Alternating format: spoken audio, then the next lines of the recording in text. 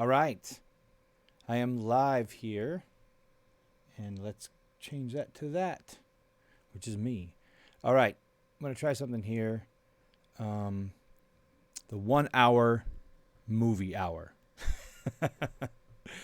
I just happened to watch Die Hard for the 5 billionth time.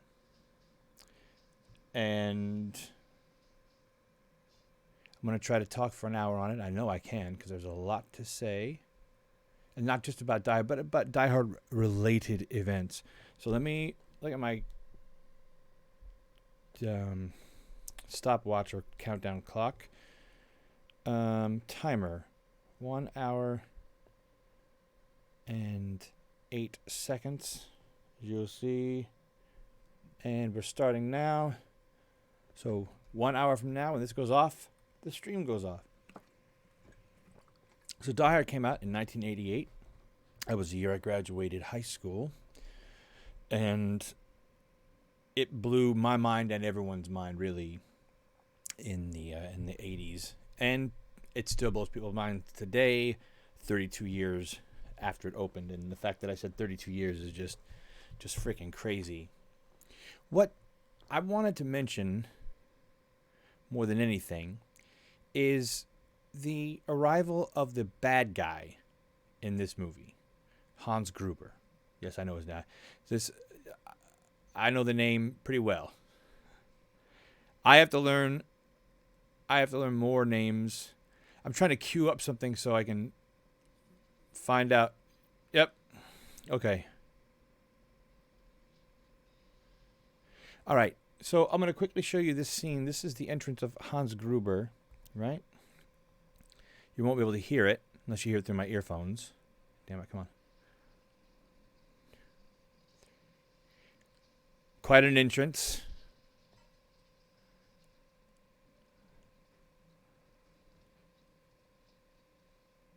"18 minutes and 48 seconds into the movie, Hans Gruber shows up." Now, the reason that's important is because coming from the screenwriting community, you're always told that you need to get that story started like that. You got to introduce all the characters like that. Now, there's some truth to that, and there's some good ideas in that, but screenwriters in general consider this movie, Die Hard, to be the best action screenplay ever written and the model for all screenplays and action films since 1988. You've heard Die Hard in a blank. I have my own Die Hard in a blank movie. This takes place in a high school. That's how much it influenced me, and it influenced a lot of writers. But what I find stunning is how they use this as a model of what to write and how to structure.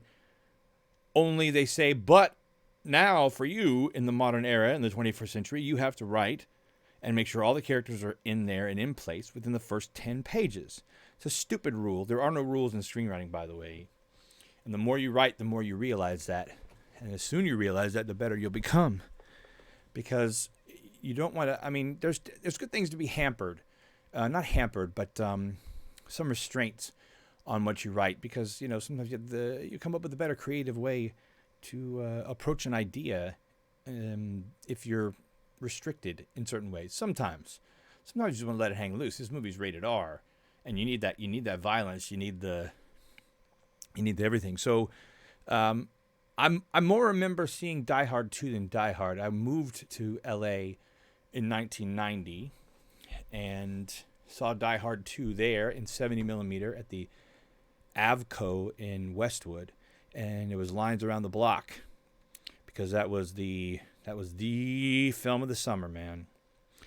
But I mentioned Die Hard 2 because when I moved there in 1990, I lived in Santa Monica, off Little Santa Monica on Manning, I believe it was. But it was right near the gas station that I think it's Al, the one that got bought the Twinkies from, and then took a look at the building, Nakatomi Plaza, which is actually a 20th Century Fox, or should I say Disney now, building. And I lived in the shadow, sort of that building. I mean, it was, 3 miles away, but it was so big that you could see it. In fact, I didn't know it was 3 miles. But anyway, I lived right near there, so I was real excited because, like, wow, I could stand right here and stand where Reginald VelJohnson was when he looked up at the tower. And of course, gas is under $1. It might be under $1 soon too. But anyway, why do I know that name, Reginald VelJohnson? Besides him being the father on Family Matters, well, when I got to LA, I started working in Columbia Pictures as someone very important in the movie and entertainment industry. I was managing a Baskin Robbins on on the lot.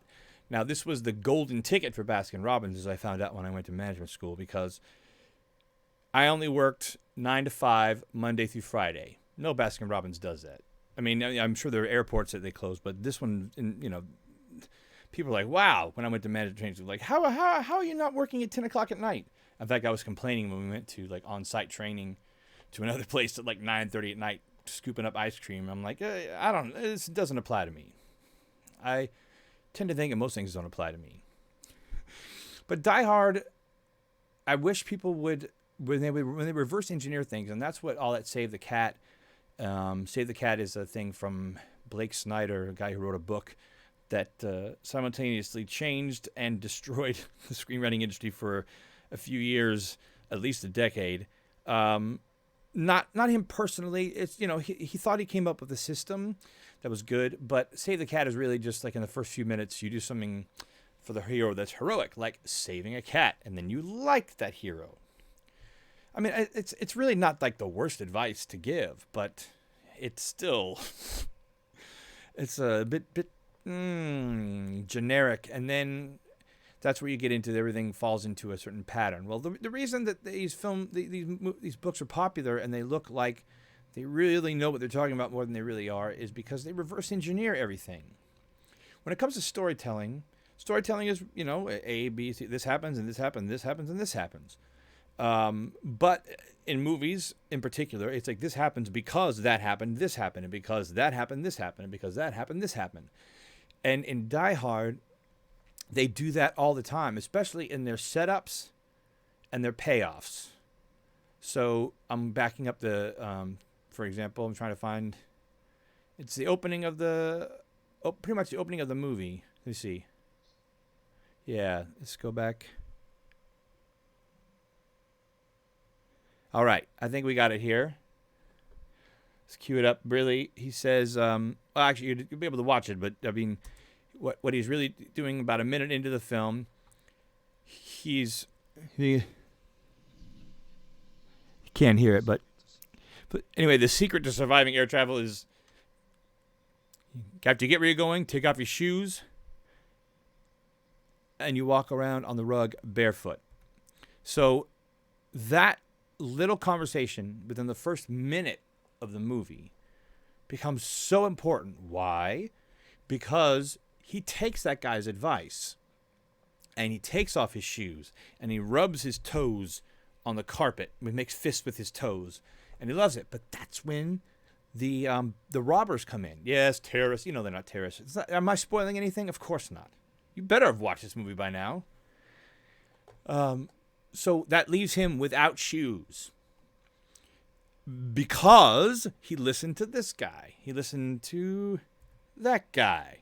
I wouldn't listen. Look at him. Would you listen to that guy? And look at Bruce, already smarmy and I love Bruce Willis. In fact, after this movie came out, I saw Hudson Hawk. Whew. I mean, I'm one of the few people that love that film, but it is hilarious. But I get back on Die Hard. So there's a second thing that happens, and that's when we meet Holly Gennaro, his wife. But so Bonnie Bedelia is talking. Lucy. I mean, not Lucy. Wait. Maybe so. Holly. It's Holly Gennaro, Holly McClane. Why did I say Lucy? Hola, Mrs. Holly. There you go. So she's having a discussion, wondering if like her husband that they're separated from, Bruce Willis, is called, and she's worried, but he has not responded or talked to her at all. And she asked making up the spare bedroom for her husband. But then she's upset at her husband for not getting contacted. So what does she do? She shuts that thing down. So she puts the picture down the ground. That flattens it. Now, the reason that's important is because Hans Gruber takes over that office for the entire film. If that picture were not face down, he would know immediately at this certain point that she was married to John McClane, or at least, or so it would have ruined the entire film. Without that happening, and without it being justified, like, oh God, he didn't call, so fine, slam it down. Without that happening, the rest of the film can't really happen the way that it does, because it needs that incident. And that's where you see where a great film has these setups and payoffs all the way throughout the movie. And if they're all justified, and if each scene kind of comes directly out of the consequences of the choices made of the previous scene, for example, with Holly Gennaro, she puts the picture down, and then she goes about her day. I mean, not knowing what's going on other than the husband showing up. And then the bank robbers take over, and they don't know who he is, but they might have known a lot sooner had that picture stayed up, because they'd be like, "Who is this?" And someone would have said, "Oh yeah, I saw that guy." So, I mean, luckily as it is, nobody did that. Come to think of it, I'm surprised nobody stood forward and goes, "I know who it is," to try to gain favor or something. But setups and payoffs, it's a huge reason why this movie succeeds on multiple levels. Now, the idea of not showing the bad guy until 18 minutes in, and in the screenplay, I believe it's after 20 pages in, is unheard of these days.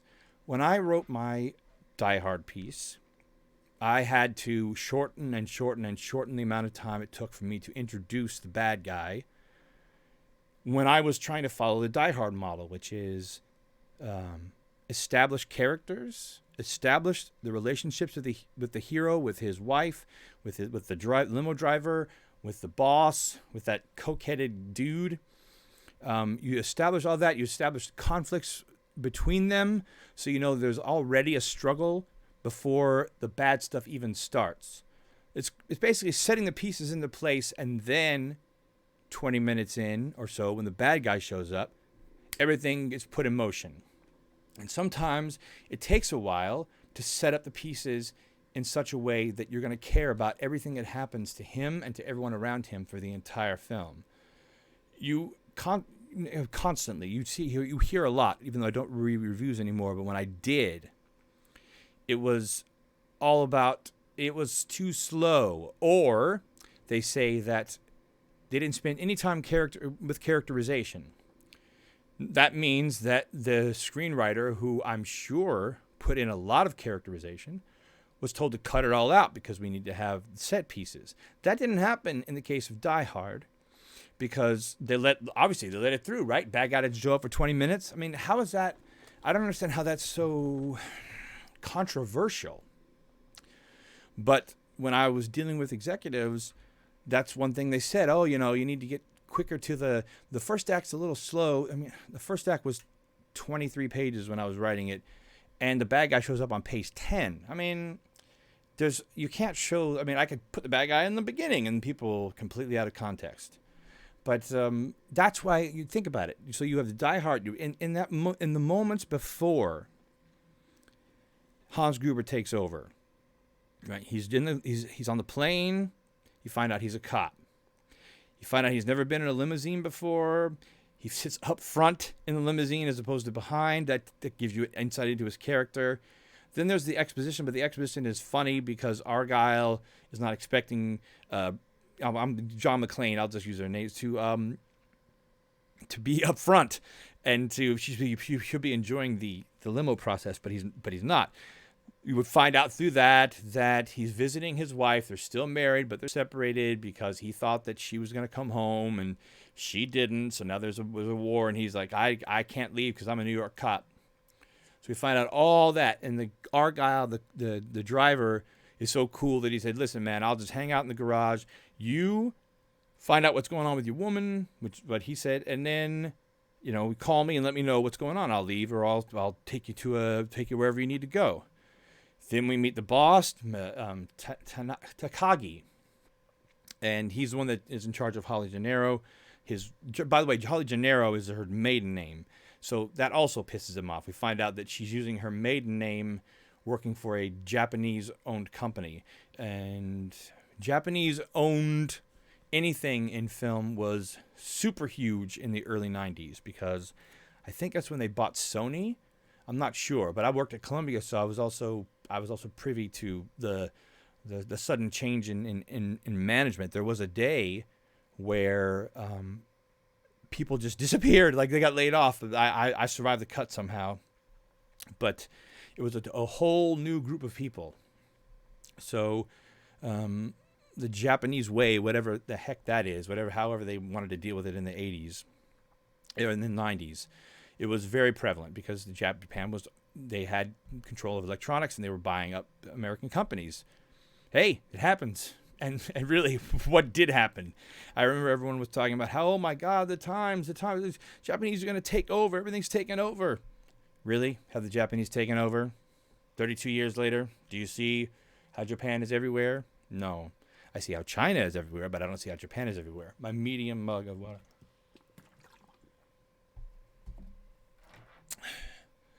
So we also meet the bastard who snorts coke off of Holly Gennaro's desk. And then we find out she got a promotion. Oh, that actually is a good setup and payoff moment. So in this scene, which of course you won't be able to. Oh no, I'm gonna get.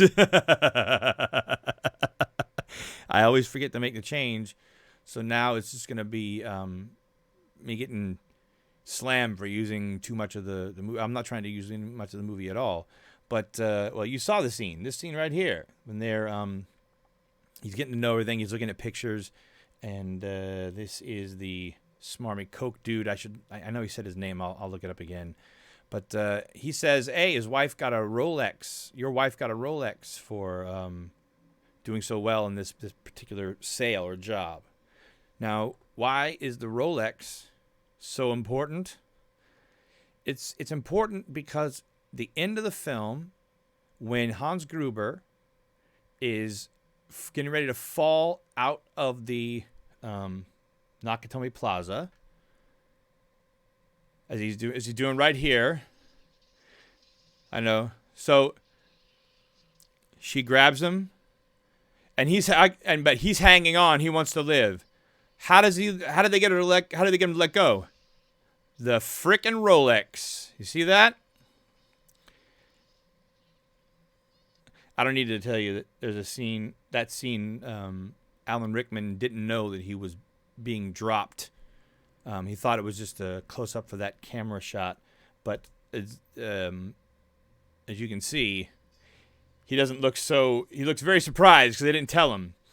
But, I mean, and considering the 80s, it is great. There you go. There's the Rolex. Like, F you, Rolex. Fuck you, Rolex. Look at his face. That's not acting, ladies and gentlemen. That is pure fear. But Alan Rickman. I mean, he had a career before this. He wouldn't have gotten the lead in this movie without it. But this skyrocketed him. I know most people think of him as Snape, but anyone in Gen X thinks of him as Hans Gruber. When they saw Harry Potter and saw him as Snape, they go, "Oh my God, Hans Gruber's playing Snape." I was corralled into reading those books, and the first two were not good for me. And then I watched the first two movies because I love movies, and they were not good. Christopher Columbus, I think he's ruined more films than anything. He ruined Rent. I don't even want to think about that. Just clearing my throat, ladies and gentlemen. I don't know why I say ladies and gentlemen. I'm speaking to the void. I'm reading this book by this Irish author, and I think there was a quote from it. He said, "Everybody has a lot to say, and nobody wants to hear anything." Something along those lines. So I think that's a lot of people today wanting to be able to talk. And so right now, it's not really a session or anything like that. It's me being able to talk about movies, because my girlfriend has heard this 5 billion times. My friends have heard this 5 billion times. The amount of movies that I see, the amount of studying that I do, it doesn't drive them crazy, but sometimes I forget that they haven't watched the film that I've been talking about as much as I have. Like, for example, Parasite. I saw the film 30 times. Most people have seen it once, maybe twice. And when I start talking about the minutia of certain scenes and how certain themes come out, people are like, "Oh yeah, I'm not sure what scene you're talking about." I'm like, "Oh." So Die Hard has a great structure in that it sets up all the characters, like I said, puts the pieces on the board, and then lets the board fall where it may, whatever that fall. There we go. Is in the fall, where it may. Fall. He's falling.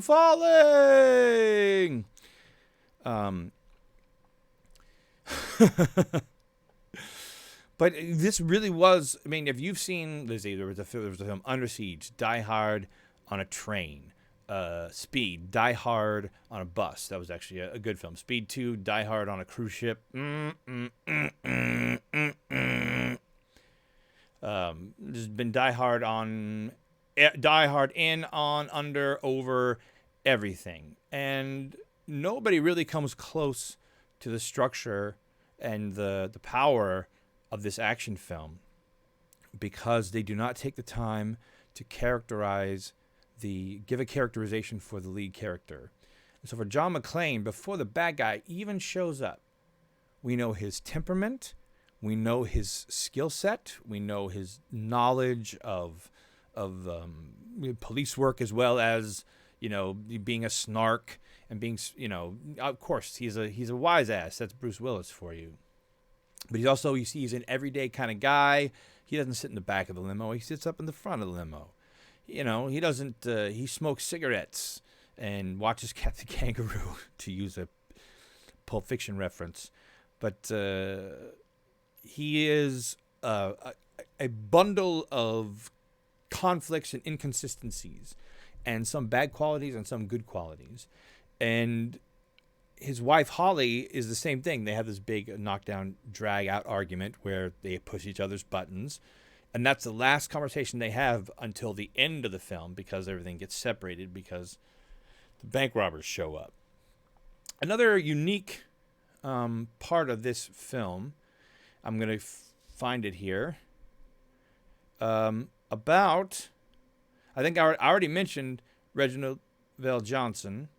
That's the guy from Family Matters. Oh, yeah, Columbia Pictures. Why did I know him? Family Matters was shot on the Columbia Pictures lot. So I knew he was there. I knew the kids. I knew the older brother. I never really met Urkel.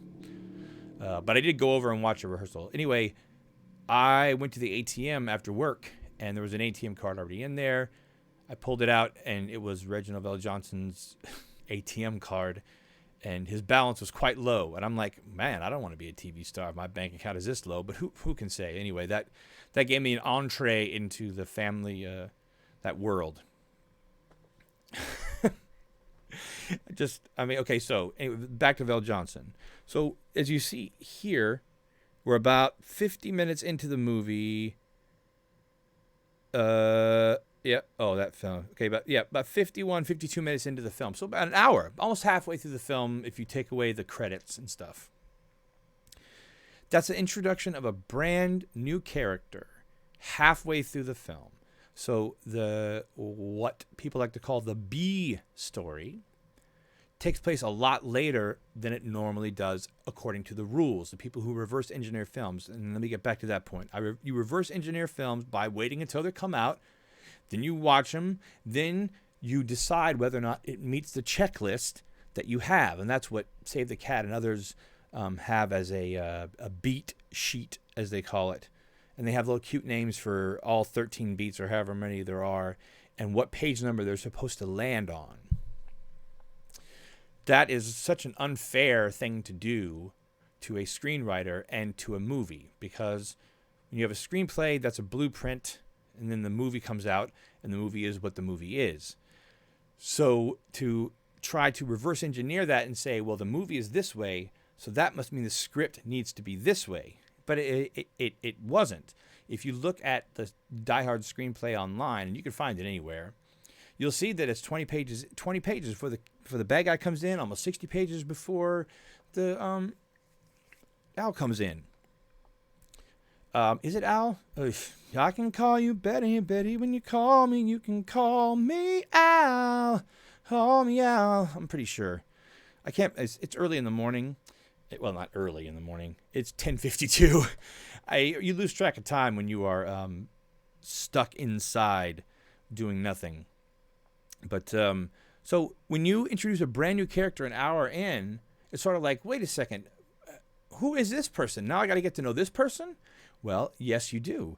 And when he's introduced buying Twinkies for his pregnant wife. And you see him in his car. He's a patrolman by himself. And he does perfunctory stuff. He's like, all right, I'll go check things out. But when the crap hits the fan, shit hits the fan. Fuck it. When the shit hits the fan, he's there and he's doing some action. Now, of course, he has his own demons to fight with. Fighting inner demons is a great way to enhance a character, especially a character that's introduced later in the film. He has that moment where he shot a kid who didn't have a gun, or he had a toy gun. And now he's never shot anyone since.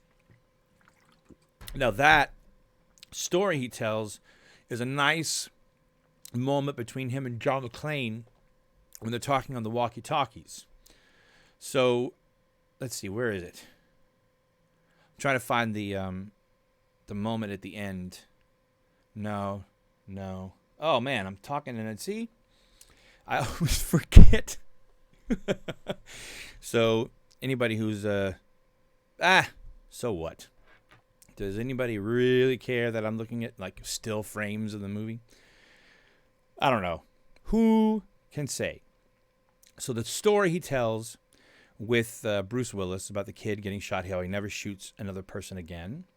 So you have a scene here, right, where this is the end of the film, and everything is all right. I mean, not all right, but it's the denouement. And there's the bad guy. Everyone gets down. And then the movie director does a great job with showing that. So you see that gun shooting someone. And the gun, of course, belongs to Reginald Val Johnson because he saves John McClane's life. I'm pretty sure it's Al. I keep thinking, pal. That's where I'm getting Al from. The guy from the Breakfast Club. He says, let me tell you something, pal. So I'm gonna look it up. I can't believe I say, hey man, I know all there is to know about Die Hard and movies, and but the name of that one actor I just can't quite remember. I remember the actor's actual name, but I didn't remember his name. And it is Al. Man, I can't believe I'm doubting myself. It's awful. It's awful. But when you're stuck in a place for a long period of time, you start to question everything, don't you? But you can see how little pieces of story and narrative are weaved throughout, and so then you know that the secondary character, the one that's introduced an hour into it, is going to be, very important. Because without him, and without telling that story, the end might happen, but it won't have the resonance that it had when you saw that he did it, knowing that it took a lot for him to pull that out, to pull it off, to pull it out, meaning the thing, the weapon. So that is one of the hallmarks of a beautiful story. But still, a lot of people in the movie industry say, well, no. By the end of the first act, which has to be 25 pages, or however long it's supposed to be, I can't remember what it was. I haven't read Save the Cat in years. But they say, this by page 25, you must be on the journey and you must start the B story. And then halfway through is when the A story and B story meet. That's a very simplistic way of looking at things.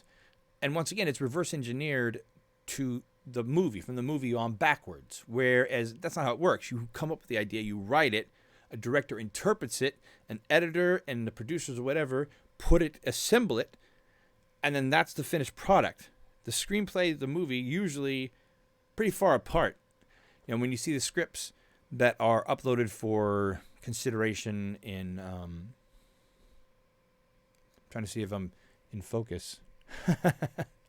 When you see the screenplays for consideration, they are basically transcripts almost of the film. And I don't mean transcripts, because there's going to be large portions of the script that are already written and that will stay in the script that's for your consideration.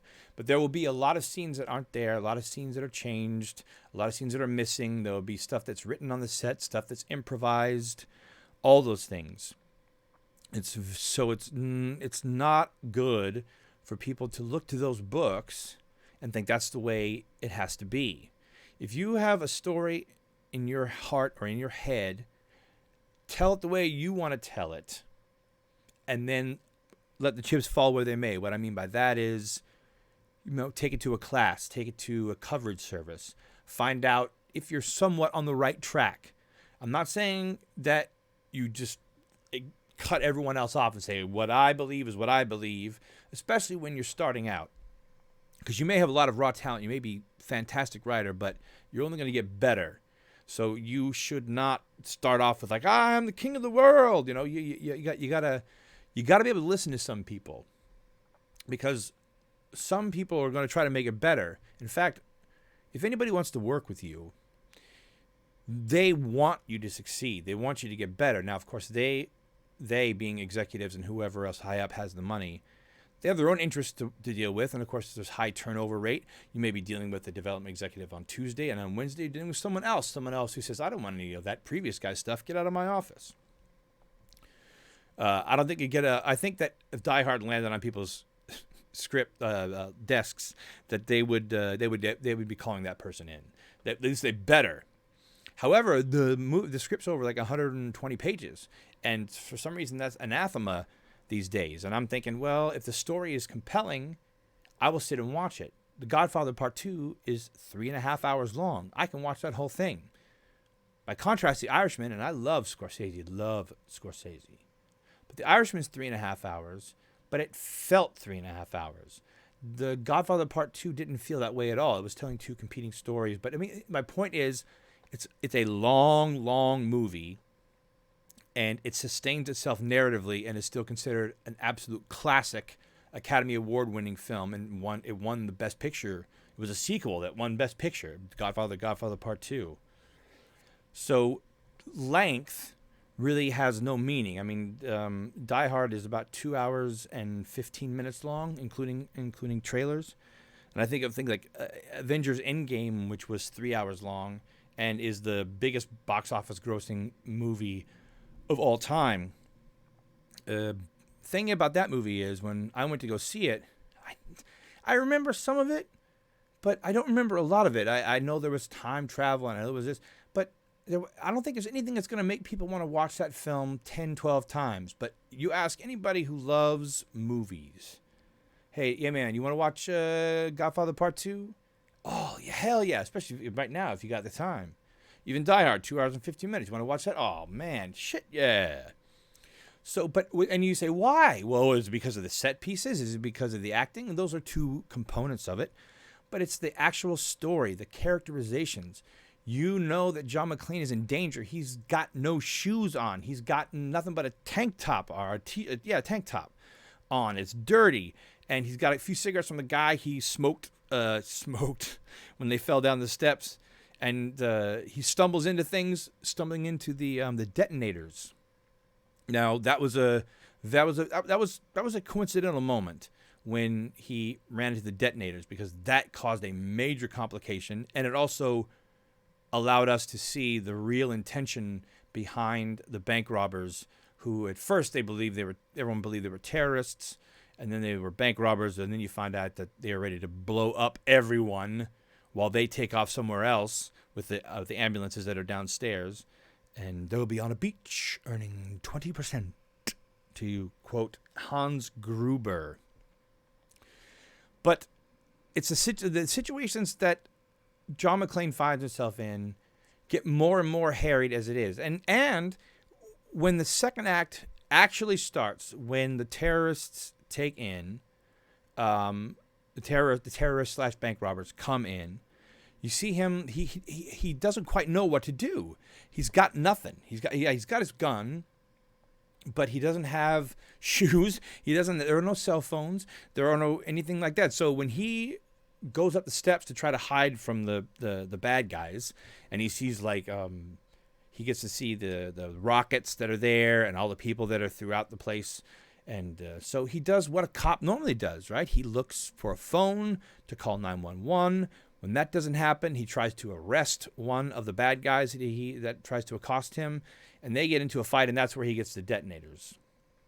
Now, come to think of it, because no one was expecting to happen what happened between those two, which happens long before that. See, there. So he's...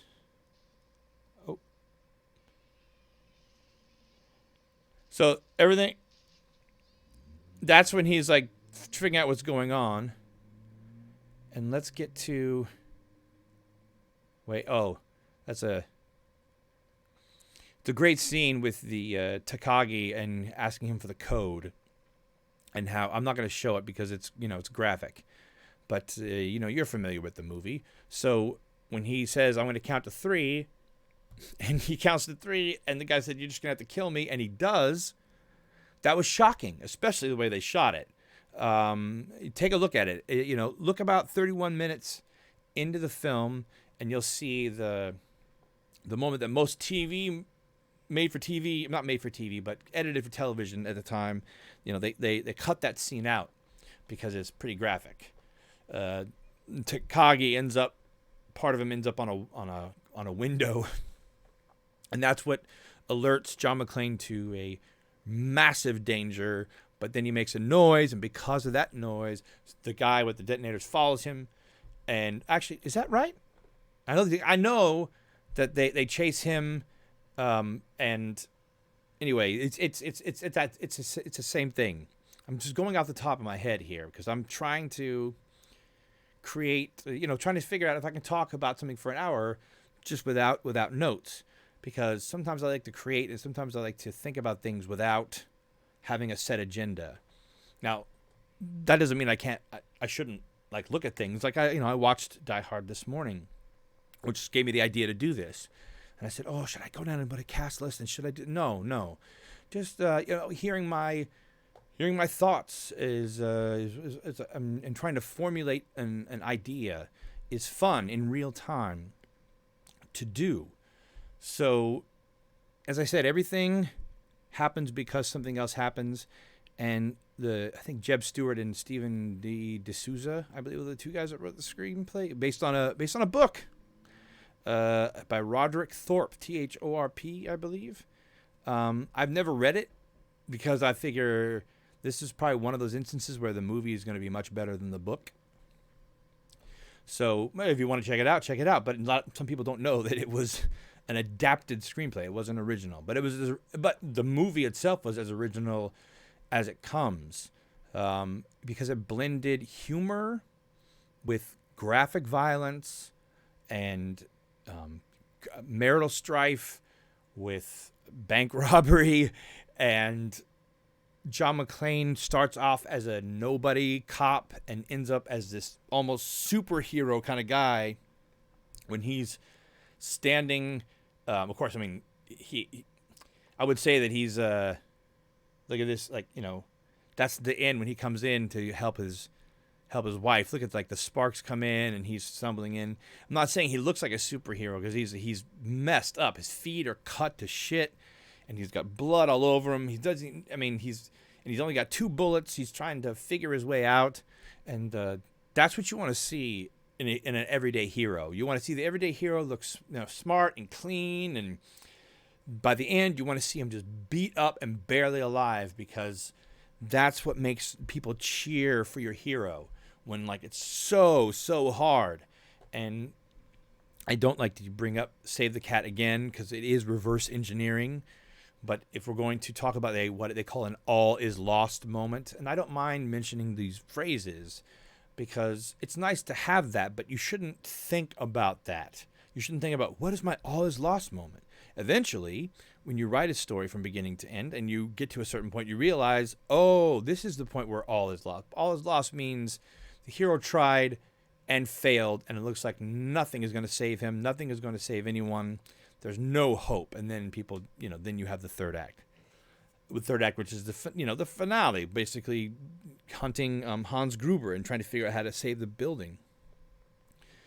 But all is lost. You'll see. There was a movie called All Is Lost. It was Robert Redford. There was basically no dialogue for an hour and 20 minutes. And I love Robert Redford. I don't know.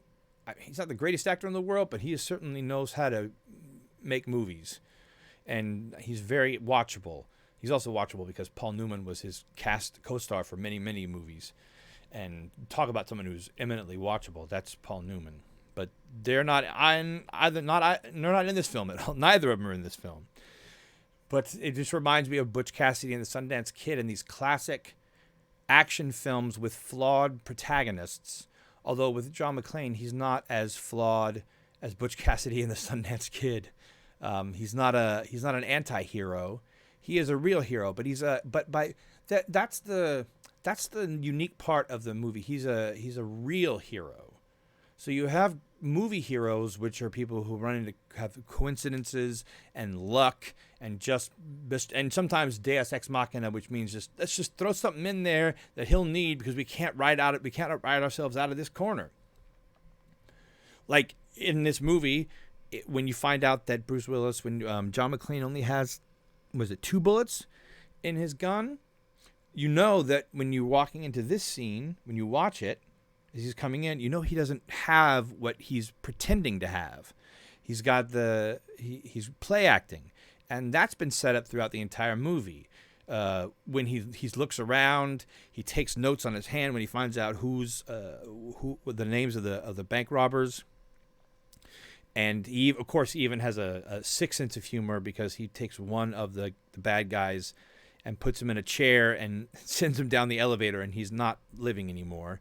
And of course, on the sweatshirt of the guy that John McClane got rid of, he wrote, "Now I have a machine gun, ho ho ho." And there was a nice reveal for that. Anyway, and by the way, I do believe that it's 45 minutes into the film. This is like where he gets that's where I live, near the AM/PM Mini Mart. So it's not halfway, but it's almost halfway through the film. It's kind of unique to introduce a major character long after everyone else has already been introduced. But it makes sense in this film because how could the cop be introduced before there was any problems at Nakatomi Plaza? You can't, because it would make no sense to be like, okay, what is this guy doing here? Unless he was already there, but that would mean that he would have to be in the building, which would limit his ability to do anything. If he wasn't outside and he wasn't introduced right away, I'm looking to see if this thing is... See, I'm trying to focus. I think that's all right. He's got to be outside because Bruce Willis uses him by dropping the body on the car to get him into gear with the ever classic line, "Welcome to the party, pal," because everyone's after him. He can't seem to get anything done. He can't. No one's listening to him, and even the cop's getting ready to leave, right?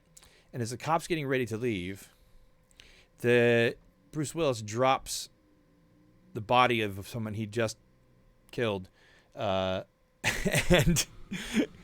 I'll show this to you. Here we go. So, there we go. So about an hour in, boom. See, without that,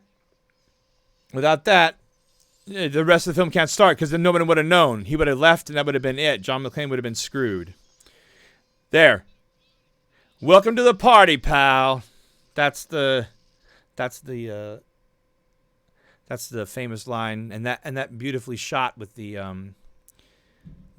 glass, the broken glass surrounding him, and it's just a nicely put together shot. Very composed. The composition, right? This is where he threw the body out, and of course, this is like a nice perspective, as in like we're looking down, we're looking up, as if we're down, looking up at Bruce Willis, and the perspective makes him look huge. Imagine this on a 50-foot screen, right? Welcome to the party, pal. And that is basically the halfway point of the film, when he is indeed joining the party. Now, I don't know how smart it was to drop something that's over 200 pounds, tens of stories on top of a car.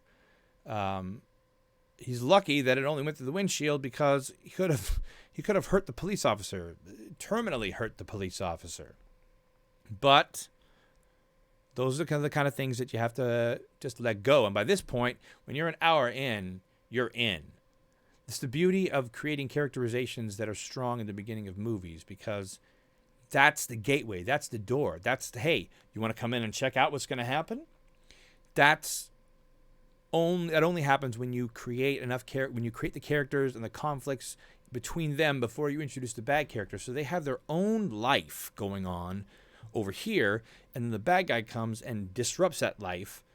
But because we know so much about this life, it matters to us. It matters that Holly and John McClane get back together. It matters that Al survives the night. It matters that the FBI is getting duped in this. It matters that Hans Gruber is much smarter than people take him out to be. The scene that is another scene that is well discussed is the moment when Hans Gruber is up trying to check the detonators, and he runs into Bruce Willis, and so he pretends to be Hans Gruber pretends to be someone who is just a guy who works there, and then it looks like Hans Gruber got the upper hand, but it turns out that Bruce Willis knew the whole time that he was Hans Gruber. So it's the kind of tradition that has happened on mostly on television, right? So there's the movie the TV show Justified, Timothy Olyphant, fantastic series. But he is brilliant, and the bad guys he goes up against are just as brilliant. So when they try to set traps for each other, they know they're setting traps for each other, and then it's just traps upon traps upon traps, and they don't know what to, everyone knows what the bad guy's up to, the bad guy's up to, and the bad guys knows what the good guys are up to, because everyone is smart. And if everyone is smart, it creates far more conflicts, because you can't outmaneuver someone who's smart every single time they try to outmaneuver you. Unfortunately, with the Die Hard franchise, they probably should have stopped at 4. Timothy Olyphant was in Die Hard 4. I think it was Live Free or Die Hard. I watched that one again. I liked it. It was PG-13. That was their attempt at trying to make more money, I guess. And by cleaning up John McClane's image and not letting him curse the way that he always does, because he's got a foul mouth in this movie, but that's the character. Not everyone curses in this movie, but he does, because he's a cop, and he is a New York cop, and a New York cop has different lingo than a international bank robber who's gonna be on a beach earning 20%. Oh, there's a great moment with the police sending in someone to try to rescue the hostages in the building. So the SWAT team, they are trying to approach the building and get in there to save everyone. But what they're not aware of is that the guys they are there waiting for them, the bad guys are smarter than them. So they know exactly what's going to do. The playbook is already set. But I wanted to show you what's coming on. So here's the SWAT team coming. So is this it? Yeah, so the SWAT team is on their way, right? And we know from the very second this thing started that they know they're coming. They're all watching. he even knew the kind of formation they were doing. But this, I wonder if I missed it. I may have to go back. But there's a great little moment. So they go. Oh, I did. It's too far in advance. But earlier, before the SWAT team actually made it to the door, one guy walked by a thorny bush, and I think it was a rose bush, and it was like, "Ow, ow!"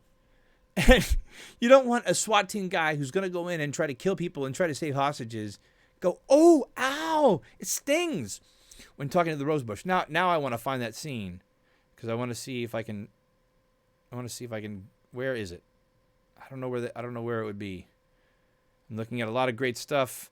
You really should check this film. Look, you got all the time in the world right now, so it's time to check it out. I think I found it.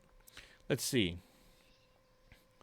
So this is when they're on the way to the place. Look at those wonderful state-of-the-art computers from the 80s, huh? So I do want to show you that scene because even though you can't hear it visually, it tells you everything. That's the beauty of storytelling. Is beauty here. So they go. Not yet, but they're on their way. When they get into the bushes is when here.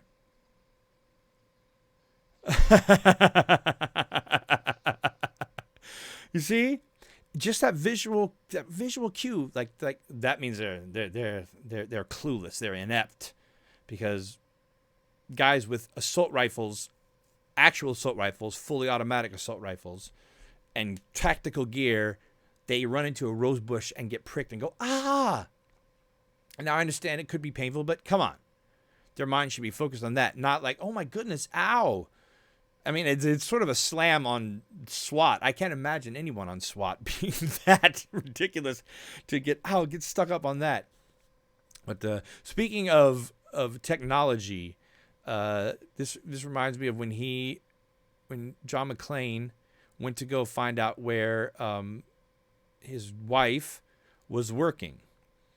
So, in this case, he's looking for his name. But look at that touch screen. Now I don't know how prevalent touchscreens were back then. I think to me, it was high tech. It was high tech. Technology has moved so quickly in 30 years. I mean, in 1988 we had this. 10 years later, the internet was booming, and cell phones had started to become commonplace. 10 years after that, you got YouTube and Facebook and social media and smartphones and small computers. And 10 years after that, you have people who can broadcast live from their home, which is something that only broadcast networks used to be able to do. This kind of technology is amazing. So when you look back at the technology of the 80s, you're like, oh, that's so awful. But look, back then, it was just the way that it was. And at the time, that was great. Now, I will say that there's films in the 90s, that came out that dealt with virtual reality and computers that really, if you look at them now, they really need to be reshot. Someone needs to go back to those films to have good scripts and reshoot them, because the technology that they show with just like the primitive graphics and stuff, but that's what they had. That was state of the art. And I went to go see those films in the 90s, and when I saw them in the 90s in the movie theater, I wasn't like, oh, that looks awful. But if you go back and look at them now, they're like, wow, how did I sit through this? Well, at the time, nobody had seen it before. Same thing with The Matrix. When Bullet Time happened, when Keanu Reeves does that, audiences went, oh! I mean, that year for film was great. In meaning for film, because you had The Sixth Sense, I See Dead People.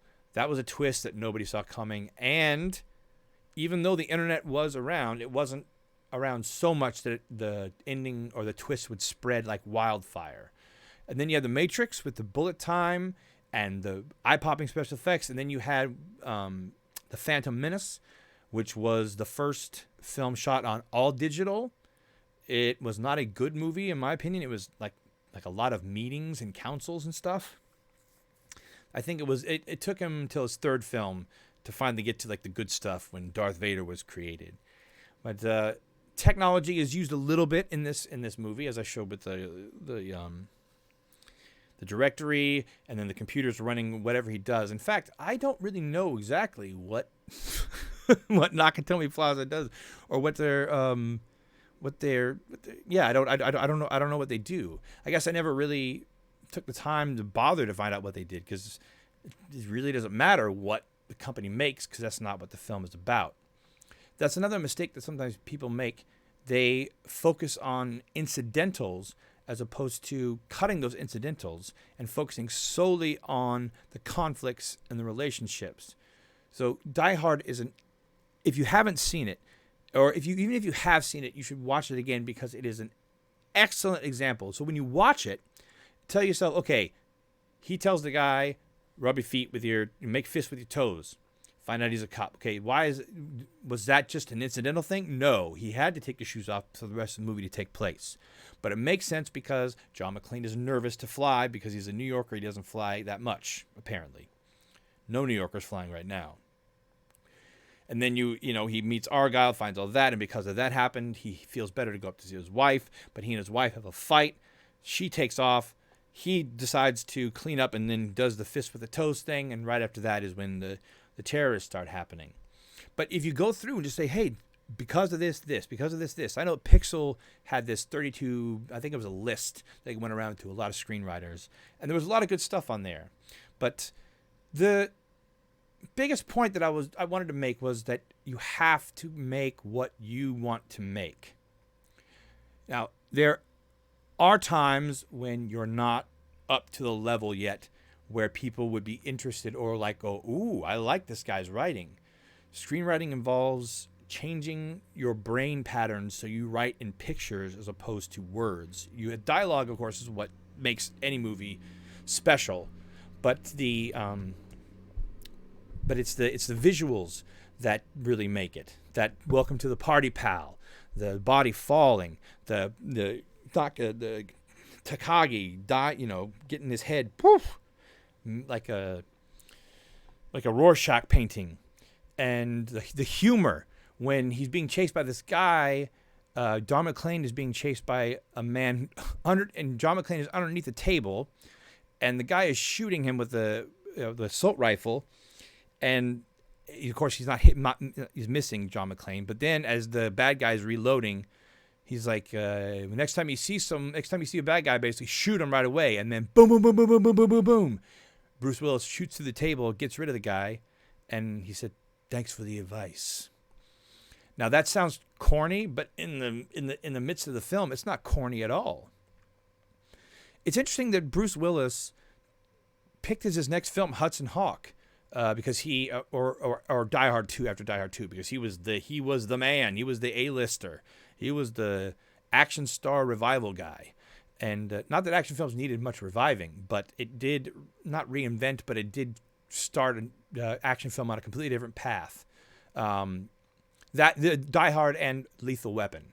Lethal Weapon revolutionized the buddy cop comedy, and they don't really do it so much anymore, other than paying it lip service by saying, okay, black guy and a white guy, black woman, white man, black man, white woman, whatever, Asian. It doesn't matter. But that's just superficial. You can't just say, hey, we team up this person with this person, and we've got a great movie. That doesn't happen anymore. It happened rarely in the past, even though people made money off of films based off of the movie star's name. People are like, oh, Julia Roberts film, Bruce Willis film, I got to go see it, no matter how bad it was. But I applaud Bruce Willis, because after the Die Hard films, he did Hudson Hawk, and Hudson Hawk is a very strange movie. I will admit it's very strange. And it is a very niche kind of movie, because it's very wacky comedy with some really dark humor laced throughout. But I really think that if people gave it another chance, I think they would really like it more than they were told not to like it a long time ago. I'm betting that most people haven't seen Hudson Hawk because they heard how awful it was. In fact, it ruined that director's career for a while. There was a director of Heathers, I believe. I think it was his second movie, and he thought he had hit the home run with Bruce Willis, and he should have. And I think he did. I saw that movie in the movie theater a couple times. So thank you, Die Hard, for being the kind of movie that shaped my writing career and my acting career. Just from Hans Gruber's amazing performance to the action. The action is on the firefight on the roof in the beginning, and then just blowing up the elevator, and then the only thing which strains credulity, which is when he falls, jumps from one vent to another. When Bruce Willis or John McClane jumps from one vent to another because he's hiding in the elevator shaft. So he has to let go because he's hanging onto that the rifle strap, and he falls, and then he bounces and he catches onto one of the things, and I'm like, yeah, I'll buy it for now. And that was, as long as you have, I think it's been told, you have one good buy, meaning like I will put up with something that I know is absolutely impossible as long as the rest of the film follows the rules of physics and follows the rules of as best they can. And if you do something like that, a buy like that, it's better to do it like when they did it in Die Hard, when it's much far, far into the film. You're already engaged. You're already ready to go. That is my hour. And I don't know how much I talked about Die Hard, but I think I talked about it enough. I think Die Hard, I think these movies are just about starting a conversation. So